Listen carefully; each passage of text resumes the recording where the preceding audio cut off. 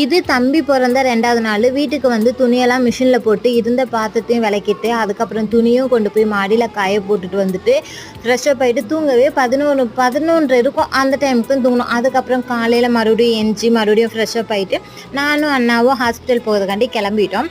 நாங்கள் இங்கேருந்து ஒரு 8:20க்கு தான் கிளம்பணும். ஏன்னா கொஞ்சம் டயர்டாக இருந்தது, நல்லாவே தூங்கினதுனால கொஞ்சம் லேட்டாக தான் கிளம்பணுமே. போகிற வழியில் ஃபுல்லாக அவ்வளோ டிராஃபிக், அப்பப்போ முடியவே இல்லை. சென்னையில்